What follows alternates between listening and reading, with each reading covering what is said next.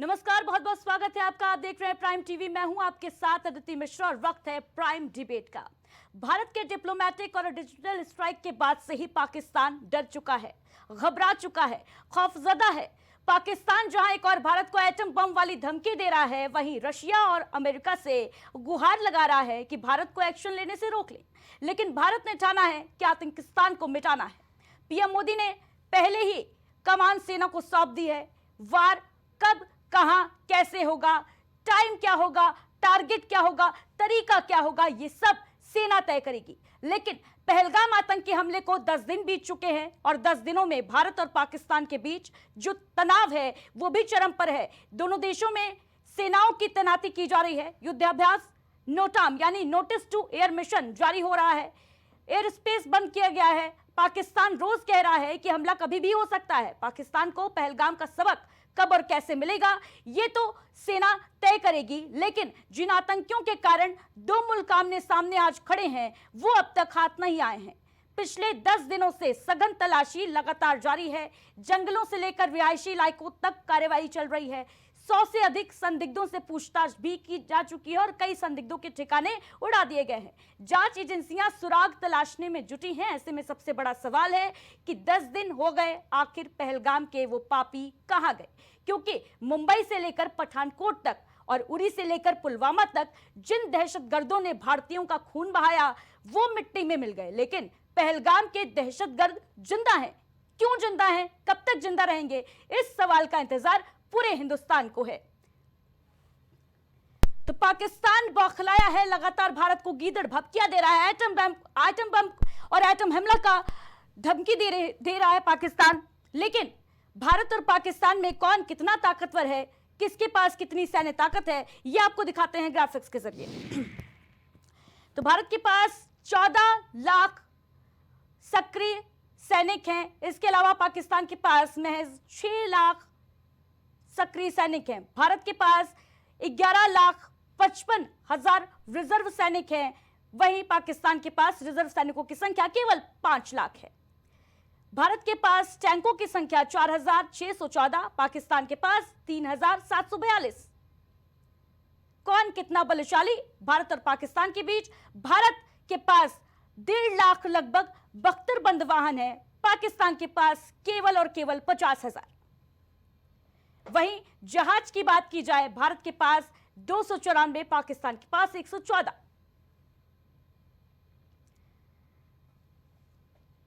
युद्धपोतों की संख्या की बात की जाए तो भारत के पास 145 हैं, जबकि पाकिस्तान के पास 120।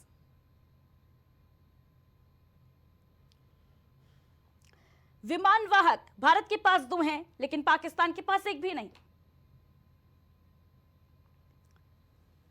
तो पहलगाम आतंकी हमले के बाद से पाकिस्तान की गीदड़ भपकी लगातार जारी है। भारत के पास 18 पनडुब्बियां हैं, पाकिस्तान के पास महज 8 हैं। एयरक्राफ्टों की संख्या की बात की जाए, भारत के पास 2,229 हैं, जबकि पाकिस्तान के पास केवल और केवल 1,434। फाइटर जेट्स की संख्या भारत के पास 600, पाकिस्तान के पास 387।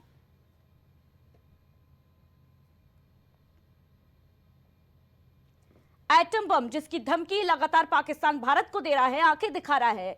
172 है भारत के पास, पाकिस्तान के पास 170। मिसाइल की संख्या की बात की जाए तो भारत के पास अग्नि और पृथ्वी जैसी कई मारक मिसाइलें हैं। 164 है संख्या मिसाइलों की। पाकिस्तान की बात की जाए तो पाकिस्तान के पास केवल और केवल 70 मिसाइल हैं। रक्षा बजट की अगर बात की जाए, भारत का रक्षा बजट $77.4 बिलियन और पाकिस्तान का महज $7.61 बिलियन। भारत के पास लगभग 15 लाख सक्रिय सैनिक, पाकिस्तान के पास महज 7 लाख सक्रिय सैनिक। तो लगातार दिखा रहे हैं कि भारत और पाकिस्तान के बीच में कौन कितना बलशाली है। लेकिन भारत से कई गुना कमजोर होने के बावजूद पाकिस्तान की जो गीदड़ भपकी है वो देखने को मिल रही है। पहलगाम में जिस तरीके से आतंकियों ने कायराना करतूत को अंजाम दिया, 22 अप्रैल की वो तारीख जब बेसरन घाटी को निशाना बनाया आतंकियों ने और 26 लोगों को मौत की नींद सुला दिया। उसके बाद से भारत में एक तरफ आक्रोश का दौर लगातार जारी था, गम और गुस्से में था भारत, और आज भी है। लोग बार बार यही मांग कर रहे हैं कि अब पाकिस्तान का जो नक्शा है वो दुनिया के नक्शे से खत्म हो जाना चाहिए, पाकिस्तान का नामो निशान मिट जाना चाहिए। और भारत सरकार के जो बड़े फैसले, कड़े फैसले देखने को मिले इस हमले के बाद, उससे पाकिस्तान डर के साए में जी रहा है, खौफ के साए में जी रहा है। पाकिस्तान के आर्मी चीफ गायब हैं, उनका कहीं पता नहीं लग पा रहा है कि वो कहां चले गए। अपने परिवार को भी पाकिस्तान से बाहर भेज दिया, कनाडा भेज दिया। डर का आलम यह है कि पाकिस्तान के जो लोग हैं, पाकिस्तान की जो आवाम है, वो खुद अब पाकिस्तान सरकार के खिलाफ आवाज उठाती देखी जा सकती है। तो पहलगाम में हुए आतंकी हमले के बाद से लगातार दोनों देशों के बीच तनाव है और अब यह भी खबर आ रही है कि अमेरिका जो है वो मध्यस्थता करा सकता है। जिस तरीके से बातचीत लगातार जारी है, पाकिस्तान गुहार लगा रहा है मदद की, अमेरिका के पास जा रहा है, कभी रशिया के पास जा रहा है। पाकिस्तान को इस बात का खौफ सता रहा है कि भारत कभी भी कोई बड़ा कदम उठा सकता है, कभी भी पाकिस्तान के ऊपर हमला कर सकता है और इसी को लेकर पाकिस्तान लगातार खौफ के साए में है।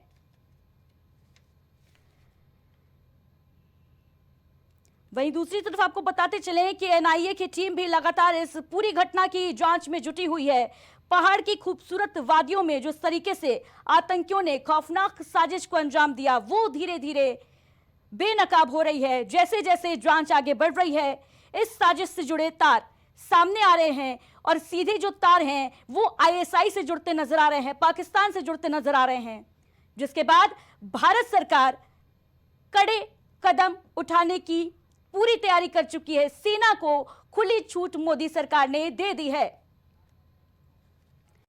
और इसी पर चर्चा के लिए हमारे साथ तमाम गेस्ट जुड़ रहे हैं। विकास अग्रहरी जी हमारे साथ जुड़ चुके हैं, कांग्रेस के प्रवक्ता हैं। बहुत बहुत स्वागत है विकास जी आपका। इसके अलावा हमारे साथ आशीष तिवारी जी जुड़ चुके हैं, नेता हैं भारतीय जनता पार्टी के। सर आपका भी बहुत बहुत स्वागत है। वेद प्रकाश मिश्रा जी हमारे साथ जुड़ चुके हैं, वरिष्ठ पत्रकार हैं। सर आपका भी बहुत बहुत स्वागत है। सबसे पहले आप ही के पास आना चाहूंगी आशीष तिवारी जी। हिंदुस्तान ने यह ठान लिया है कि आतंकिस्तान का नामो निशान जो है वो खत्म करना है और पाकिस्तान को करारा जवाब देने की तैयारी लगातार जारी है। जी बिल्कुल, देखिए लगातार भारत इस प्रण और प्रतिज्ञा के साथ में आगे बढ़ रहा है कि पाकिस्तान को हर मोर्चे पर, चाहे वो आर्थिक मोर्चा हो, चाहे वो वैश्विक आधारों पे संबंधों पर मोर्चा हो या कोई भी मोर्चा हो, उसको अब हम सबक सिखाकर मानेंगे हर तरीके से।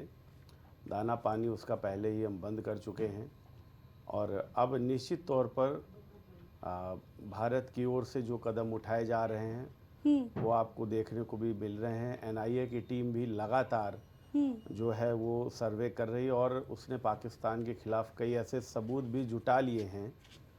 तो निश्चित तौर पर इसकी एक प्रक्रिया होती है और उस प्रक्रिया के तहत सरकार जो है वो पहले पाकिस्तान को पूरा विश्व में वो ये बताएगी कि ये इनका काम है और उसके बाद में आप देखेंगे कि जो प्रण लिया गया है भारत की ओर से, भारत उस पर भी काम करता हुआ आपको दिखाई देगा। जी गेस्ट कैमरा बंद हो गया है, ठीक कर।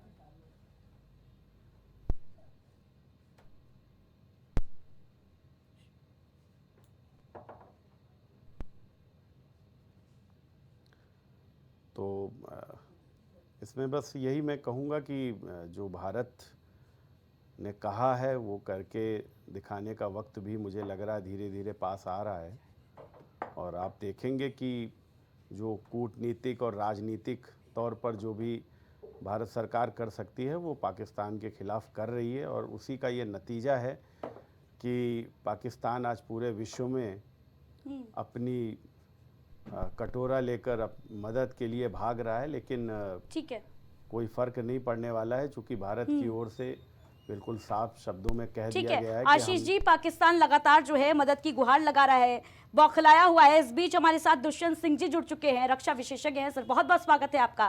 धन्यवाद। दुष्यंत जी, पाकिस्तान का डर जो है वो पूरी दुनिया देख रही है, बौखलाया हुआ है पाकिस्तान। लगातार गुहार लगा रहा है, अमेरिका के पास जा रहा है, रशिया के पास जा रहा है कि भारत जो है वो कोई कड़ा कदम ना उठाए, अब कोई हमला ना हो भारत की तरफ से, युद्ध ना हो, क्या कहेंगे? देखिए, पाकिस्तान की ये फितरत है कि वो जो भी एक्शन लेता है बिना सोचे समझे लेता है।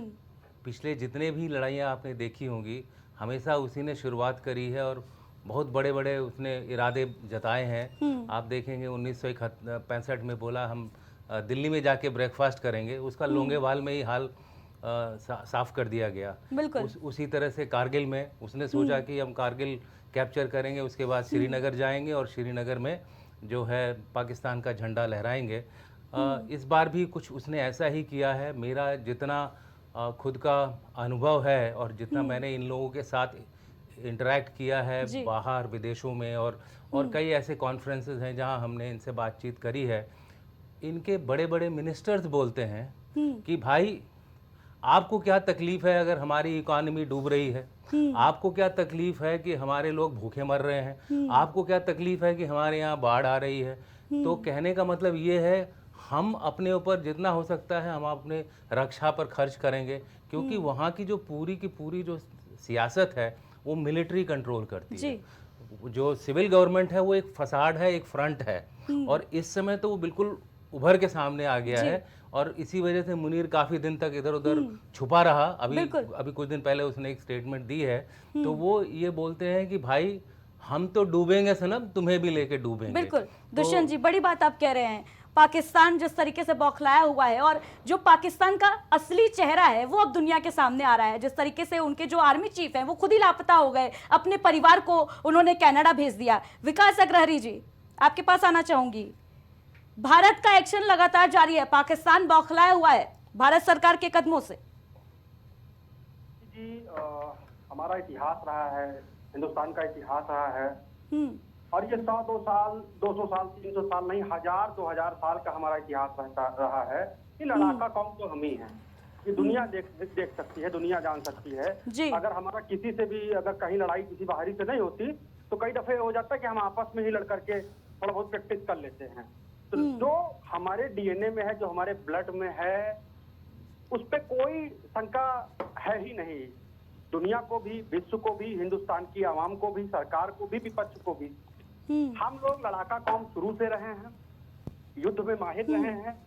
एडोल्फ हिटलर ने एक समय पे कहा था कि अगर मुझे हिंदुस्तान की फौज मिल जाए तो मैं पूरे विश्व पे जो है कब्जा कर सकता हूँ। तो मेरे ख्याल से यहाँ पर सरकार को सिर्फ और सिर्फ अपनी इच्छा शक्ति को मजबूत रखने की जरूरत है जी। भारत की फौज पूरी तरीके से सक्षम है। हमें जितने भी फ्रंट खोले जा सकते हैं सारे के सारे फ्रंट एक साथ खोल देने चाहिए। अभी का, या अगर जैसे कभी कभी ये आरोप कांग्रेस पे लग जाता है कि 71 की लड़ाई हुई, 99 की लड़ाई हुई, तो हमने उस समय पीओके क्यों नहीं लिया, या 65 के समय में हमने कुछ चीजें क्यों नहीं की।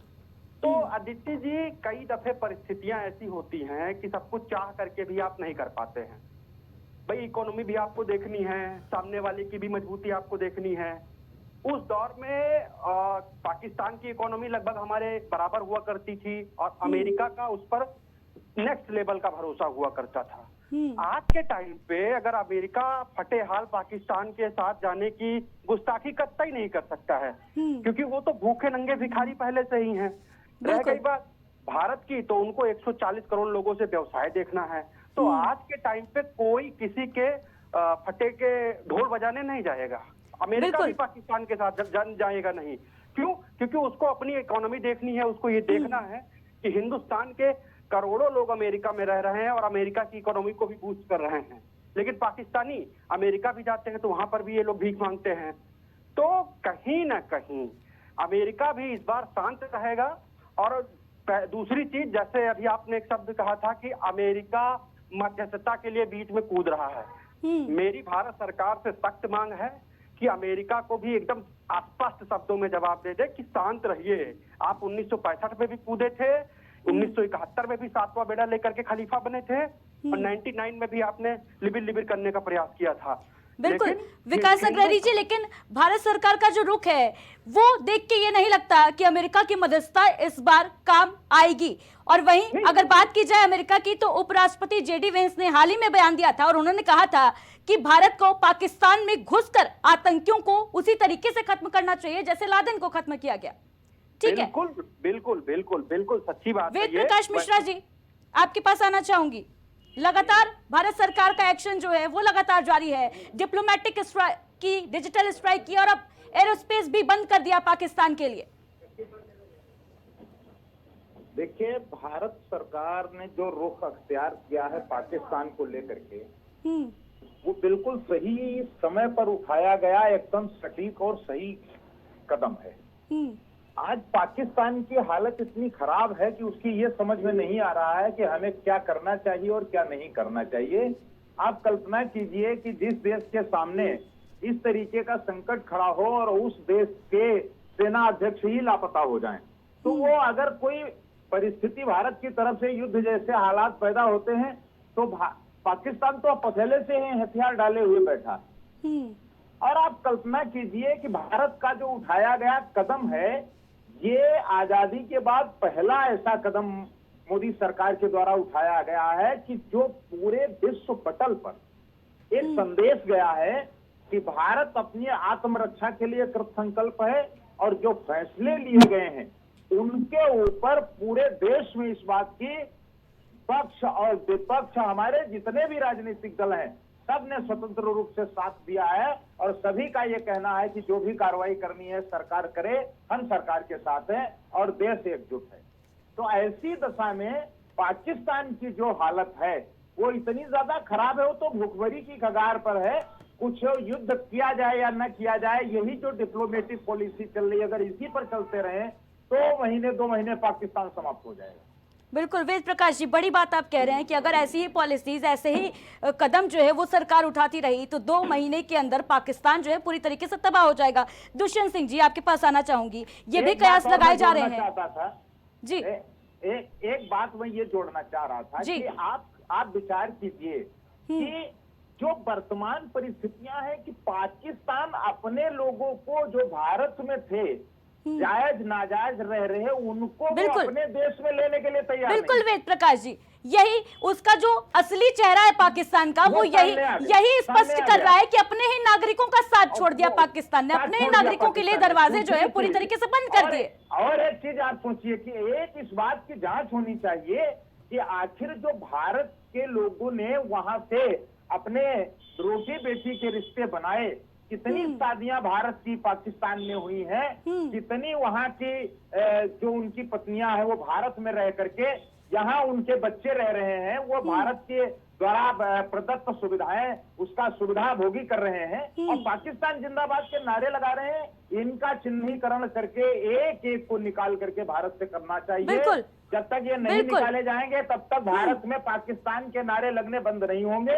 बिल्कुल वेद प्रकाश जी, वेद प्रकाश जी, बहुत बड़ी बात आप कह रहे हैं, क्योंकि घर का भेदी लंका ढाई ये कहावत जो है ये सदियों से चली आ रही है और ये सत्य भी है, क्योंकि अगर यहाँ पर किसी ने साथ नहीं दिया होता, भारत देश के दुश्मन जो हैं, वो जो गद्दार छिपे बैठे हैं उनको खोजना बहुत बड़ी बात है। आपने कही है गद्दारों को खोजना, चिन्हित करना सबसे पहला और सबसे जरूरी कदम है। दुष्यंत सिंह जी, एक तो पाकिस्तान भिखमंगा है, ऊपर से कड़े तेवर दिखा रहा है, गिदड़ भपकिया दे रहा है, वो अलग बात है, लेकिन पाकिस्तान ने अपने ही नागरिकों के लिए अपना दरवाजा बंद कर लिया। जहां एक और भारत सरकार ने पहले 48 घंटे की मोहलत दी, उसके बाद भारत सरकार ने कहा, दिल बड़ा करते हुए कहा कि ठीक है अगले आदेश तक आप अपने वतन वापस लौट सकते हैं, लेकिन वहां पर तो लाइन लगी हुई है। देखिए, आपने एक ऐसी बात कही है जिसके लिए देश जो है पाकिस्तान, मैं तो उसको अब देश भी नहीं मानता हूं, क्योंकि वो ऑलरेडी 4 टुकड़ों में बढ़ चुका है, प्रैक्टिकली बढ़ चुका है। जिसने अपने शहीदों की लाश लेने से इनकार कर दिया जी, उसके लिए आदमियों को रोकना कौन सी बड़ी बात है। तो आप ऐसे देश की फितरत के बारे में जितना कम बोलें उतना अच्छा है। मेरा यहाँ पर ये संदेश आपके दर्शकों को ये होगा कि आप लोग जल्दबाजी न करें कि हम क्या एक्शन लेने वाले हैं। Indian army, Indian air force, Indian navy सबको एक खुली छूट दी गई है। जी। आपको मैं चाणक्य की बात याद दिलाना चाहूँगा, दुश्मन को ये नहीं पता चलना चाहिए कि आप कब हमला करने वाले हो। बिल्कुल। उसको तड़पाइए, उसको और डराइए, और जब वो बिल्कुल ही ऐसी हालत में आ जाए कि न एक्सपेक्ट करे कि हम उस समय हमला करेंगे, उस समय हमला होगा। और मैं ये आप लोगों को बताना चाहता हूँ एक बहुत ही विश्वस्त तरीके से कि मैंने इस तरह के काम पास्ट में किए हैं जब मैं सर्विस में था। जी। एक्शन हम लेंगे और एक्शन ऐसा होगा कि इस बार पाकिस्तान को छठी का दूध तो बहुत अंडरस्टेटमेंट है, वो पाकिस्तान अपनी अपनी औकात भूल जाएगा कि वो कर क्या रहा है, इसने ऐसा क्यों किया है। मैंने इनके साथ काफ़ी इंटरेक्शन किया है। अब मुझे लगता है समय आ गया है कि हमको कंसिस्टेंट अगले 1 साल तक इनको इतना ठोकना है और ताकि ये लोग दोबारा इस तरह की हरकत पहलगाम दोबारा ना हो। पहलगाम अपने आप में एक ऐसा इंसिडेंट हुआ है जो कि एक सीमा को पार कर गया है। हमारी जो रेड लाइंस हैं, जो हमारे जो सहने की जो ताकत है, उस ताकत को उसने हमें क्रॉस कर दिया है। और उसका जवाब एक ही है कि उसको उतनी कीमत चुकानी पड़े कि वो जिंदगी भर दोबारा एक देश के तौर पे न रहे। बिल्कुल। दुष्यंत जी और मोदी जी ऑलरेडी ये चीज कह चुके हैं बिहार की धरती से कि ऐसा वार किया जाएगा आतंकियों पर जिसकी किसी ने कल्पना भी नहीं की होगी दूर दूर तक। और शायद वो जो बयान पीएम मोदी का सामने आया वो सच भी होता नजर आ रहा है। जिस तरीके से तड़पा कर डोज दिया जा रहा है पाकिस्तान को, बौखलाया हुआ है पाकिस्तान, खौफ के साए में जी रहा है, हुक्का पानी सब बंद कर दिया गया। आपके पास आना चाहूंगी मैं, विकास जी क्या कहेंगे इस पर? आदित्य जी, मेरा तो और मेरी पार्टी का स्टैंड तो शुरू से यही रहा है कि भाई हम तो चाहते ही हैं पीओके हमारा होना चाहिए, बाकी पाकिस्तान को टुकड़ों टुकड़ों में छोटे छोटे हिस्सों में बांट करके बलूचों को सौंप दिया जाए, सिंधियों को सौंप दिया जाए, पंजाबियों को सौंप दिया जाए, तो थोड़ा बहुत बचे। उस पर जो कुछ लोग सपने देखते रहते हैं कि हमारी हुकूमत तो बहुत लंबे समय बाद आई है, इनको पैदा होने पर भी ताकि अफसोस हो। तो हमारा और हमारी पार्टी का शुरू से ही स्टैंड रहा है। आप जानती ही हैं कि 1971 में हमें अवसर प्राप्त हुआ, हमने बांग्लादेश बना दिया। आज मोदी जी के सामने ये अवसर है, इतिहास में स्वर्णिम अक्षरों में उनको भी अपना नाम दर्ज करवाने का अवसर है। मोदी जी को भी चाहिए बेझिझक जाएं। भाई हम तो कहते हैं कि अगर चलिए ठीक है, आप सिंध बलूचिस्तान थोड़ा सा आप अगर नहीं भी सोच रह सकते हैं, पीओके तो ले लीजिए भाई, हमारी बड़ी दिली ठीक है विकास अग्रवाल जी। आशीष जी कुछ कहना चाह रहे हैं? आशीष जी देखिए, विकास जी जो बात कह रहे हैं उसमें मुझे यही कहना है कि कांग्रेस पार्टी का वो स्टेटमेंट नहीं है जो विकास जी कह रहे हैं। आपने भी देखा अभी कांग्रेस पार्टी के साथ साथ नेताओं ने क्या कहा। किसी ने कहा कि होना नहीं चाहिए, युद्ध नहीं होना चाहिए। इनके नेताओं ने कहा कि पाकिस्तान के साथ में अरे भाई मुझे ठीक है विकास जी आपको जवाब देने का मौका दूंगी मैं, बात रखने दें। आशीष भाई आप अगर ये विकास जी, आशीष जी को बात कंप्लीट करने दें, मैं जवाब देने का मौका आपको दूंगी। आदित्य जी, देश के इतने सेंटिमेंटल मामलों पे अगर 7 लोग, यानी मैं 7 नहीं 70 नहीं 7,000 नहीं 7 लाख लोगों की बात कर रहा हूँ, ऐसे आकर के खड़े हो जाएं या कोई बयान दे दे, उनका कोई प्रभाव नहीं है भाई मेरे, किसी भी व्यक्ति का कोई प्रभाव नहीं है इस देश में। विकास अग्रवाल जी, किसी व्यक्ति का कोई प्रभाव भले ही ना हो, लेकिन कर्नाटक के मुख्यमंत्री का प्रभाव तो है ना। कर्नाटक नहीं, के मुख्यमंत्री का मुख्यमंत्री है एक तो, आपकी पार्टी के इतने बड़े नेता हैं, उसके बाद इस तरीके के बयानबाजी क्यों सर? मुख्यमंत्री जी ने भी जो मिसअंडरस्टैंडिंग रह गई है, रॉबर्ट वाड्रा का बयान हमने देखा, सिद्धरमैया का बयान हमने देखा, तमाम आपके मंत्री विधायकों का बयान हमने सुना। मैं यही चीज तो कह रहा हूँ, व्यक्ति कहना कुछ और चाहता है, आप लोग समझ कुछ और लेते हैं, फिर व्यक्ति को अपनी सफाई पेश करनी होती है। सफाई कोई नहीं चलाता। आप रॉबर्ट वाड्रा के पेज पे जाकर के देख लीजिए, आज भी उनकी सफाई पड़ी हुई है। आप सिद्धरमैया जी से उनकी सफाई आपने ले ली है, तो आपने सफाई नहीं ली। ठीक है विकास जी। आशीष जी को बात कंप्लीट करने दें। विकास जी मेरा ठीक है, लौटूंगी आपके पास। मैं बस यही कहना चाहता हूँ कि हमारी पार्टी के अध्यक्ष मल्लिकार्जुन खड़गे जी हैं, हमारे leader of opposition Rahul Gandhi ji हैं, हम दोनों लोगों ने, हमारे दोनों शीर्ष नेतृत्व ने सरकार को फ्री हैंड दे दिया है। अब टीवी पर बैठकर विकास जी मैं आपके पास लौटूंगी। ठीक है, आशीष जी को बात कंप्लीट करने दें। देखिए, मैं यही कह रहा था कि कांग्रेस के इतने महत्वपूर्ण जो व्यक्ति हैं, उन्होंने क्या उनके स्टेटमेंट्स हैं ये सबने देखा है। और सबने सुना हुआ है। विकास जी उसका कुछ भी बचाव करें उससे कोई फर्क नहीं पड़ता है, लेकिन कांग्रेस का भी जो चेहरा है वो समझ में आ रहा है कि उनके नेता क्या वो कह रहे हैं कि नहीं, बंद नहीं होना चाहिए, युद्ध नहीं होना चाहिए, बिल्कुल किसी कीमत पे युद्ध नहीं होना राहुल जी ने भी चाहिए। कुछ आप कहा, ये उसको भी कह अरे दीजिए। भाई आप वॉल्यूम डाउन विकास जी, इनकी आप आशीष जी को बात कंप्लीट करने दें अपनी, उसके बाद आपको मौका दूंगी। ठीक। तो ये चीज़ भी देखने काबिल है कि आप ऐसी एक पार्टी को रिप्रेजेंट कर रहे हो यहाँ पर जिसके स्टेटमेंट पूरे देश ने सुने, और आप उसको कितना भी आप उसको पॉलिशिंग करके उसको आप साफ करने की कोशिश करो वो नहीं हो सकता है। दूसरी बात, आप सेना की बहुत तारीफ़ कर रहे हैं, आप व्यक्तिगत कर रहे हैं, मुझे बहुत अच्छा है और मैं आपको व्यक्तिगत जानता भी हूँ, आप अच्छे व्यक्ति हैं। लेकिन मैं बार बार मुझे इंडी गठबंधन का वो ध्यान आता है जब सेना ने हमारे एयर स्ट्राइक करा था और उसके बाद उससे सबूत मांगे गए थे। सेना से आप सबूत मांगने का काम करते हो और आज आप यहाँ टेलीविज़न पर बैठ के नहीं हमारी सेना तो हिटलर ने ये कह दिया था और मुसोलिनी ने ये कह दिया था, उससे कोई फ़र्क नहीं पड़ता भाई।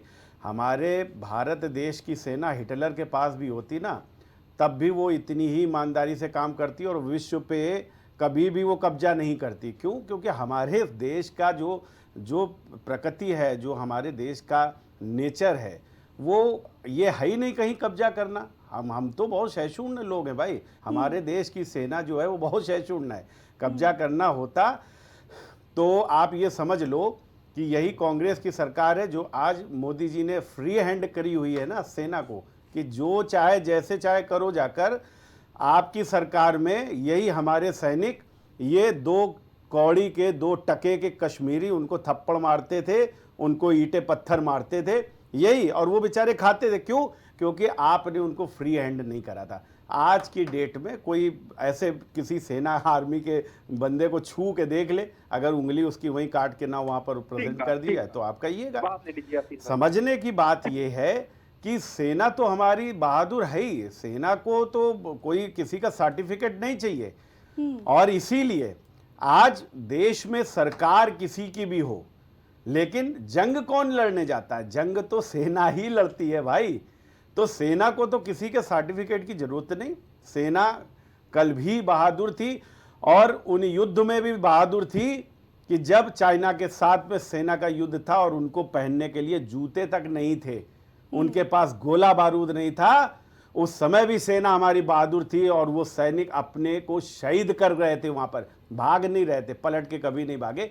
तो सैनिकों को तो मैं ये कहता हूं कि किसी के सर्टिफिकेट की जरूरत नहीं, क्योंकि मेरे घर में भी मेजर कर्नल रहे हैं तो मैं जानता हूं सैनिक क्या होता है और वो क्या उनका जो गर्व है वो क्या होता है, मैं समझता हूं उन चीज़ों को। और तीसरी चीज़ जो आपने अपील करी है वो अपील बिल्कुल आपकी मैं मानूंगा कि कोई मध्यस्थता नहीं मानी जाएगी, और इसके लिए जवाब भी हमारे जो विदेश मंत्री हैं जयशंकर जी, उन्होंने बिल्कुल साफ शब्दों में उन्होंने कह दिया कि किसी की मध्यस्थता या इस तरीके का हमको कुछ नहीं है। तो बस मैं यही कहना चाहता हूं कि देश के साथ रहिए, इस कठिन घड़ी में राजनीति ना हो, ऐसा मैं आपके नेताओं से अपील करता हूं कि आप कांग्रेस के नेता जो हैं इस समय थोड़ा सा राजनीति छोड़ दें और देश हित देख लें। बाकी तो सब देख लिया जाएगा बाद में, जब अपना देश के अंदर के मामले हैं तो आप लोग विपक्ष में हो तो आप करो जो कुछ करना, मना नहीं है, लेकिन इस समय में, इतने कठिन समय में राजनीति ना करें, बस इतना मैं कहना चाहता हूँ। ठीक है आदित्य जी, विकास अग्रणी जी, अब जवाब दीजिए। दुष्यंत जी हमारे रक्षा विशेषज्ञ भी बैठे हुए हैं। जैसा अभी इन्होंने कह दिया हमारे तिवारी जी ने, कुछ भी बोल देते हैं ये लोग। आप बताइए, असस्था का जो कानून है जो सेना को प्रोटेक्ट करता है, सारा शासन, सारा निर्णय सेना अपने हिसाब से लेती है।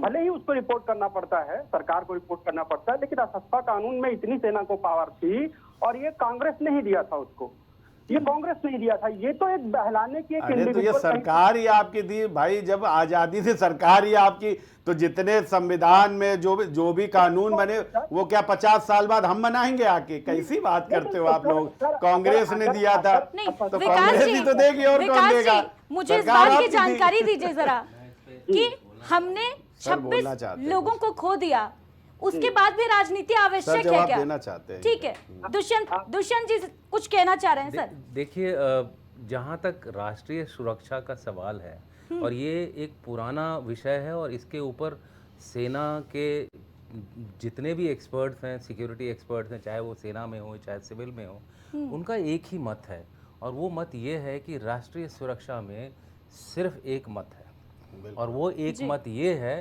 कि राष्ट्रीय सुरक्षा पे राजनीति बिल्कुल नहीं होनी चाहिए। राष्ट्रीय सुरक्षा पे अगर हम राजनीति करेंगे तो हमारे और पाकिस्तान में कोई अंतर नहीं रह जाएगा। बिल्कुल। पहली बात। दूसरी बात जो मैं कहना चाहूँगा कि सेना के बारे में, उसकी काबिलियत के बारे में, वो उतनी ही हद तक सच होगी जितने हद तक उसको एम्पावरमेंट किया जाएगा, उसको जितना आप शक्ति देंगे। आज की जियोपॉलिटिकल सिचुएशन में ये बहुत क्लियरली उभर के सामने आ रहा है। इनफैक्ट चाणक्य के टाइम पर भी ये उतना ही सही था कि इंटरनेशनल रिलेशन में ब्रूट पावर, यानी कि जिसके पास शक्ति है उसी की चलती है। ये एक जो हमारे अंदर एक कमी थी जब हमने इंडिपेंडेंस लिया था, उस समय से काम होना चाहिए था। एक पैरेलल डेवलपमेंट होना चाहिए, राष्ट्रीय सुरक्षा और राष्ट्रीय विकास। अगर ये दोनों एक साथ नहीं चलेंगे तो आपकी जो रेलगाड़ी है ना, वो लुढ़क जाएगी। और इसमें कहीं हमने देखा था कि अनबैलेंस बीच बीच में होता रहा है। सभी गवर्नमेंट्स जो हैं, हम लोग एक्टिव हो जाते हैं जब कोई कॉन्फ्लिक्ट आता है। आप बजट को देख लीजिए, बजट का ग्राफ देखिए।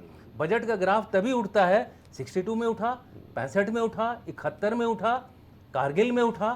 तो मेरा कहने का मतलब ये उस समय क्यों उठता है? इसको लगातार उठना चाहिए। हमने बोला भी है, हमारे एयर चीफ ने बोला है कि हमको भाई एयरक्राफ्ट चाहिए। आज ये छूट है। ये मैं इतना आपको कहना चाहता हूं कि आज एक एयर चीफ खड़ा होकर बोल सकता है कि भाई मेरे पास एयरक्राफ्ट नहीं है, मुझे चाहिए। और आपने देखा 29 राफेल कुछ दिनों के बाद हुआ, और आगे की भी करार की जा रही है। तो ये जो राष्ट्रीय सुरक्षा का जो नेग्लेक्ट था, वो मुझे लगता है कि बहुत जरूरी है। सारी राजनीतिक पार्टियों को मेरी तरफ से एक इशारा है कि आप इसको बिल्कुल सेंटर में रखिए, सेंटर स्टेज में रखिए, विकास के साथ पैरेलल रखिए। बिल्कुल दुष्यंत जी, बड़ी बात आप कह रहे हैं। और देखा भी गया है कि जब से मोदी सरकार केंद्र में आई तब से रक्षा बजट पर खासा ध्यान सरकार ने दिया है। सबसे बड़ा जो डिफेंस बजट है वो भी इसी सरकार में आया। ठीक है, ठीक है, विकास जी लौटूंगी आपके पास, आपसे जवाब लूंगी मैं। वेद प्रकाश मिश्रा जी, बड़ी बात दुष्यंत जी ने कही है कि राष्ट्रीय सुरक्षा और राष्ट्रीय विकास दोनों पैरेलल चीजें साथ साथ होना चाहिए, साथ साथ चलनी चाहिए, होना चाहिए। आप जवाब ले लीजिए। विकास जी जवाब लूंगी मैं आपका। जी मौका दूंगी सर। नहीं, दुष्यंत जी ने बड़ी अच्छी बात कही, दुष्यंत जी ने बड़ी अच्छी बात कही कि 29 राफेल के लिए प्रोजेक्ट साइन हुआ। दुष्यंत जी को ये भी बता देना चाहिए था, मैं भी ड्यू रिस्पेक्ट उनसे ये कह रहा हूँ कि 5वीं पीढ़ी के विमान के लिए अभी हमारे वायुसेना अध्यक्ष जी ने कहा, उस पर सरकार ने कोई ध्यान नहीं दिया। 5वीं पीढ़ी का जो 5वां, हमको एक और बेड़ा बनाना है, एक सशक्त बेड़ा हम जिसकी आवश्यका है, उस पर भी भारत सरकार ने कोई ध्यान नहीं दिया। रक्षा बजट की बात तो होती है, लेकिन आप समझिएगा आदित्य जी कि 1947 का भारत कितना उसकी इनकम थी और उसके अनुपात में कितना वो रक्षा बजट पे खर्चा करता था। और आज 2.5 लाख करोड़ रुपए हर महीने जीएसटी कलेक्शन करने के बाद सेंट्रल गवर्नमेंट कितना पैसा रक्षा बजट पर खर्चा कर रही है, ये भी देखने वाली बात है। आप 1947 के भारत से तुलना ना करिए भाई, हम 100 करोड़ के विकास अग्रहरी जी, इस डिबेट में किसी ने 1947 से 71 का मुद्दा नहीं उठाया था सर। नहीं, किसी ने भी 47 से 71 का मुद्दा उठाया नहीं। यहाँ आज की बात हो रही है, यहाँ आज के हिंदुस्तान की बात हो रही है। आप बोल लेना, कोई बात नहीं, पैरेलल होना चाहिए था, आप बोल लीजिए, कोई बात नहीं। ठीक है विकास अग्रहरी जी, आज के हिंदुस्तान की बात हो रही है, यहाँ आज के हिंदुस्तान की बात हो रही है। आज जो हिंदुस्तान पर हमला हुआ है उसकी बात हो रही है, आगे क्या कार्रवाई, क्या एक्शन लिए जा रहे हैं उसकी बात हो रही है सर। 71 या 47 की बात नहीं हो रही है। बिल्कुल हो रही है, लेकिन अगर कहीं से कोई एक सवाल निकल करके आता है तो उसका जवाब देने का दायित्व भी हमारा होता है। ठीक है, हुसैन जी ने कहा, मैं उनकी बात से, किसी भी बात से भाई जितना होना चाहिए था उतना नहीं हो पाया है, ये मैं कह सकता हूँ, मैं कह दूंगा इसको बड़े आराम से। लेकिन ये भी सत्य बात है कि जो उस समय जितना हुआ, भाई हमारे पास अगर 100 रुपए थे, 100 रुपए में हमने 20 रुपए रक्षा बजट पे खर्चा कर दिया। ठीक है विकास जी, ये बात जग जाहिर है कि तब का हिंदुस्तान और आज के हिंदुस्तान में जमीन आसमान का अंतर है। ठीक है, वेद प्रकाश मिश्रा जी।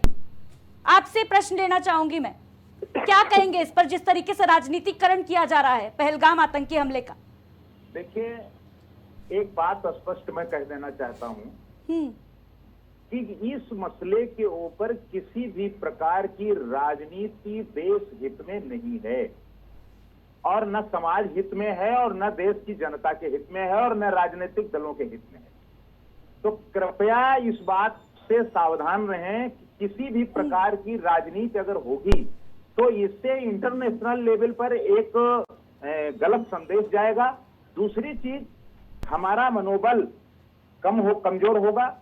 तीसरी बात यह है कि जो हमला हुआ है, उस हमले पर जब सर्वदलीय बैठक हुई और सभी राजनीतिक दलों के नेताओं ने एक साथ एक स्वर से ये बात कही कि भारत की सरकार, माननीय प्रधानमंत्री जी जो भी निर्णय लेंगे, सरकार जो भी निर्णय लेगी, हम उनके साथ हैं।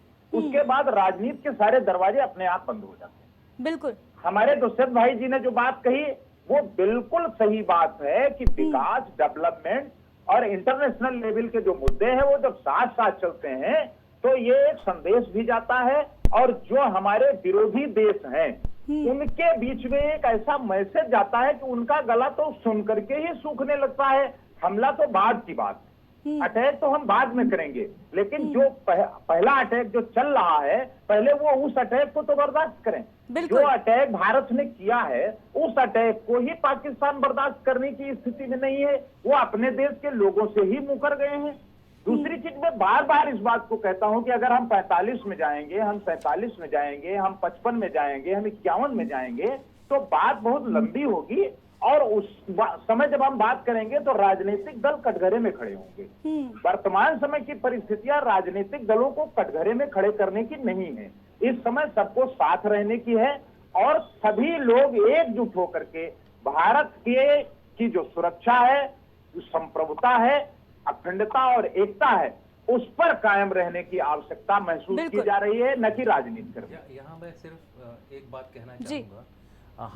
मैं इस समय एक थिंक टैंक है जो कि इंडियन आर्मी से ही एसोसिएटेड है, centre for land warfare studies. हमने एक पहलगाम इंसिडेंट के बाद सारे देशों का रिएक्शन, उसका एक हमने डाटा कलेक्ट किया कि कितने लोगों ने हमारे को सपोर्ट किया, कितने लोगों ने खाली कंडोलेंस मैसेज दी, और कितने लोगों ने कुछ नहीं किया। आप जान के हैरान होंगे कि 54.5%, 197 कंट्रीज को हमने सर्वे किया, जिसमें से हमको 123 का स्टेटमेंट मिला, बाकियों के स्टेटमेंट नहीं मिल पाई, नेट पे नहीं थी। तो उस 123 में से 54.5% ने ये कहा है कि हम भारत के साथ खड़े हैं। और ये एक जो बड़ी मैसेज जो इंटरनेशनल कम्युनिटी से आ रही है, वो हमारे लिए एक इंटरनल मैसेज भी है कि आप लोग भी, हम लोग भी सब साथ खड़े रहें। 54 नहीं, 99.99% लोग हमारे साथ एक साथ अगर जुट रहेंगे तो मेरे ख्याल से भारत की सेना में इतनी काबिलियत है कि वो अपने देश की संप्रभुता, सुरक्षा अच्छी तरह से कर सकती है, और मैसेज भी देगी कि भाई भारत से पंगे मत लो। इस समय ये भारत से पंगे लेने का समय नहीं है। 5वीं, अभी 4थी बड़ी इकॉनमी बनने वाले हैं हम लोग। हमारा जो देश है तीसरा फायर पावर के हिसाब से तीसरा देश है विश्व में जिसका मिलिट्री फायर पावर तीसरे नंबर पर है। पाकिस्तान का जो है इस समय 9वें या 10वें नंबर पर है। अब आप सोचिए, उसके पास पैसा नहीं है, लेकिन उसने अपना जो मिलिट्री प्रिपरेशन है वो इतना अच्छा रखा है कि फर्स्ट 10 में रखा है। तो चाणक्य की बात आप लोगों को समझनी चाहिए कि अगर लड़ाई सबसे पहले आखिरी विकल्प है, और ये उसका मेरे हिसाब से समय आ गया है। लेकिन लड़ाई में जाने से पहले चाणक्य ने ये बोला था, यकीन करिए कि जीत ही एक ऑप्शन रहे आपके पास, और कोई दूसरा ऑप्शन ना हो। हमें अफगानिस्तान की तरफ अमेरिका को वहाँ से भागने की नौबत ना आनी पड़े, हमें वियतनाम में जिस तरह अमेरिका गया, वो भी बहुत बड़ा पावरफुल देश है, उस तरह की नौबत ना आए। इसलिए जो सेना इस समय अपना जो समय ले रही है वो उन सब चीज़ों को ध्यान में रखते हुए ले रही है। और उसके ऊपर मैं चाहूँगा जितने भी राजनीतिक दल हैं ये मैसेज न बार बार भेजें, इतना देर हो गया, क्यों हमने कोई एक्शन नहीं लिया।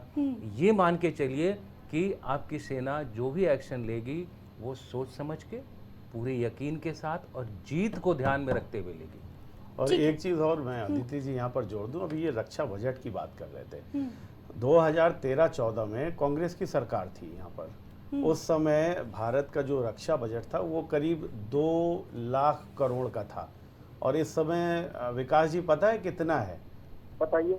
इस समय कम से कम 7 लाख करोड़ का है। ठीक है, आप समझ रहे हो? 6.8। हाँ, 6.8 है, मैं लगभग करके कह रहा हूँ।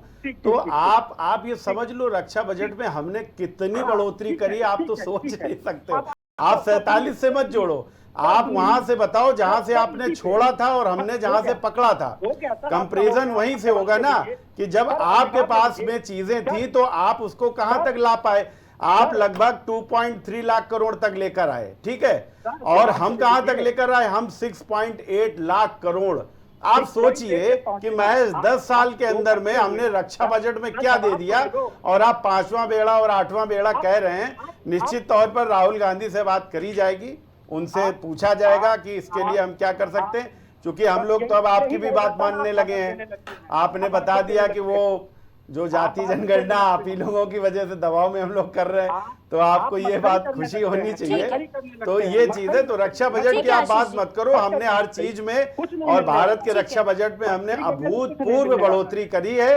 ये बात सर भी यहाँ बैठे ये भी जानते, हमारी सेना भी जानती, और सेना को हमने क्या फ्री हैंड दिया है, इस बात का भी हमको बहुत खुशी है कि कम से कम सेना अब अपने हिसाब से हिसाब किताब करती है। ठीक है दुष्यंत जी, आखिरी प्रश्न लेना चाहूंगी मैं आपसे, समझना चाहूंगी, क्योंकि जिस तरीके से ये अटैक हुआ है पहलगाम में आतंकियों ने, जाहिर सी बात है कि काफी दिन पहले से तैयारी की होगी, रेकी की होगी। आतंकी आते हैं, पर्यटकों को निशाना बनाते हैं और वहां से चले जाते हैं। 10 दिन हो गए घटना के, लेकिन अभी तक सुराग नहीं मिल पाया है कि आतंकी गए कहां से आए थे, कहां चले गए।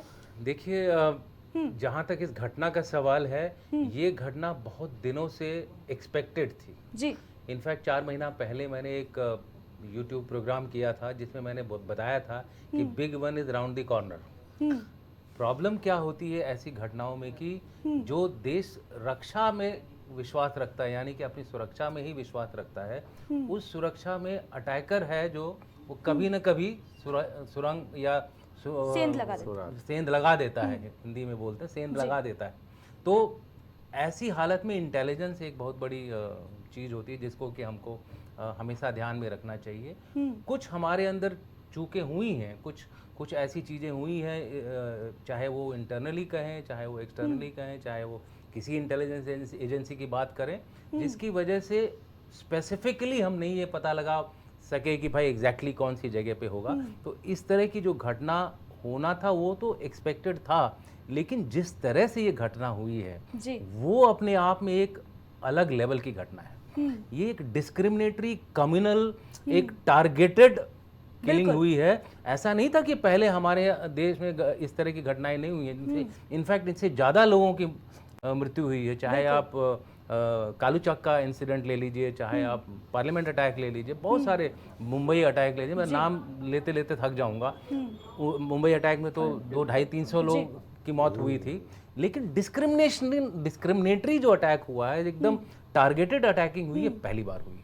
और ये अब बोल के हुई है, बिल्कुल बोल के हुई मैसेज है, देने की कोशिश की गई, धर्म पूछकर तो गोली मारी गई। तो ये एक स्ट्रेटेजिक मैसेजिंग हुई है, और इसका इस तरह का जो काम होता है उसमें अंदर का सपोर्ट बिल्कुल ही होता है, और इसके सुराग मिल रहे हैं। एनआईए अब क्लियर कर रही है कि अंदर के कई लोगों ने इसको सपोर्ट किया है, और उनको चिन्हित भी किया जा रहा है, उनके अगेंस्ट एक्शन भी लिया जा रहा है। ये सारी चीज़ें एक इन्वेस्टिगेशन का विषय है, और आप सबको पता चलेगा फाइनली कि ये पूरा हमला जो है, जब पूरा कार्रवाई इन्वेस्टिगेशन हो जाएगा कि कौन इसमें जिम्मेवार था, कहाँ से ये हुआ है। लेकिन एक चीज़ मैं आपको बता दूं, ये ISI ड्रिवन प्रोग्राम था। ये इसके बारे में मुझे डायरेक्ट ट्वीट्स आए हैं जी, क्योंकि मैं जो प्रोग्राम इसके ऊपर किया था 4 दिन पहले, उसके बाद एक ट्वीट आया है जिसमें 3-4 कमेंट्स दिए उन्होंने मेरे बारे में जनरल साहब बोल करके, और उसमें उन्होंने ये बोला है कि पहले 2-3 दिन तो हमें लगा कि इंडिया के पास है narrative,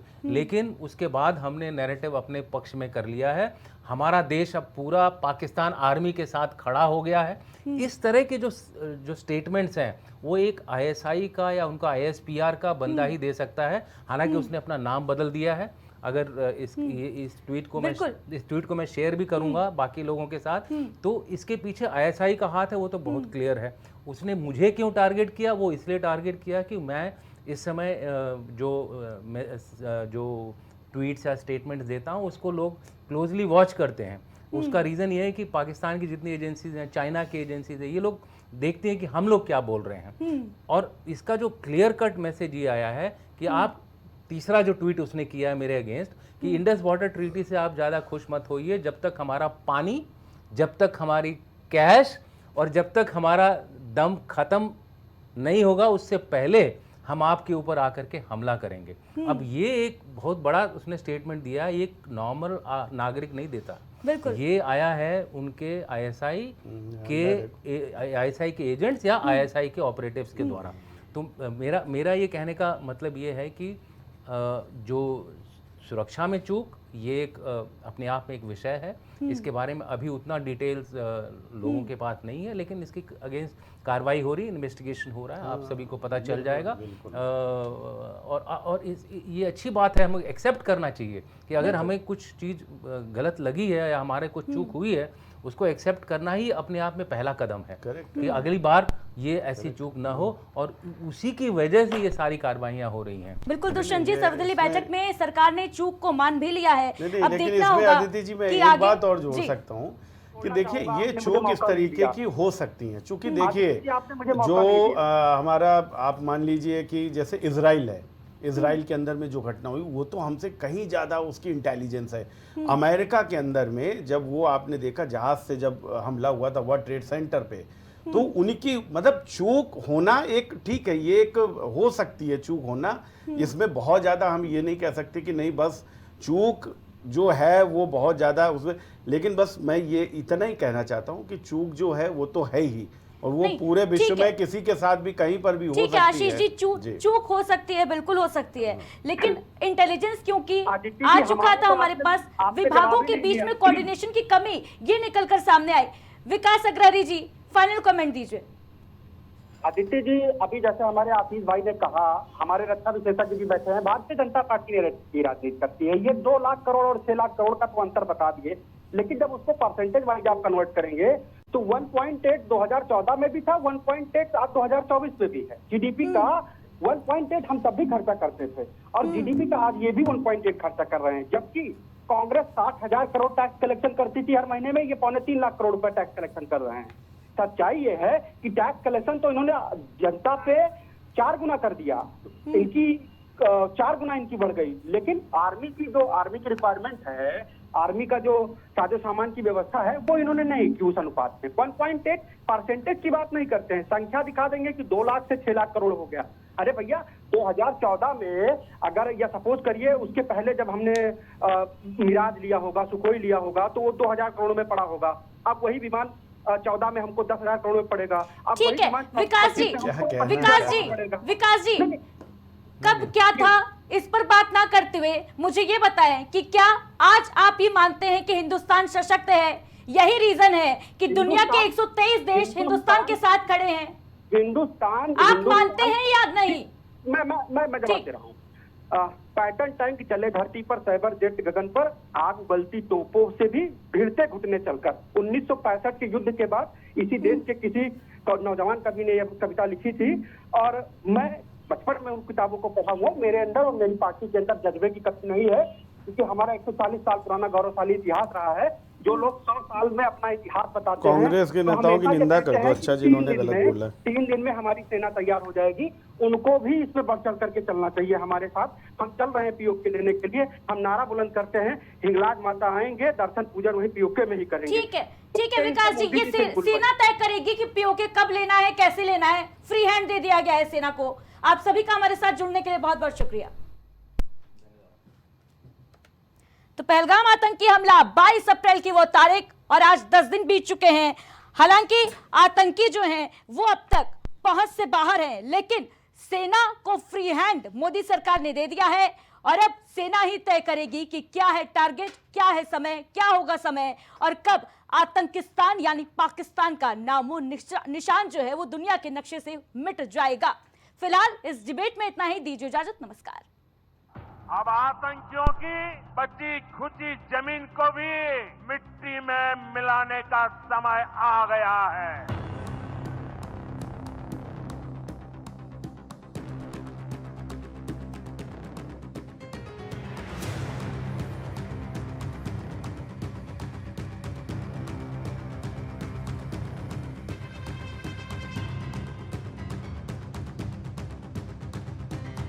Going against Muslims or Kashmiris, we don't want this. We want peace and only peace.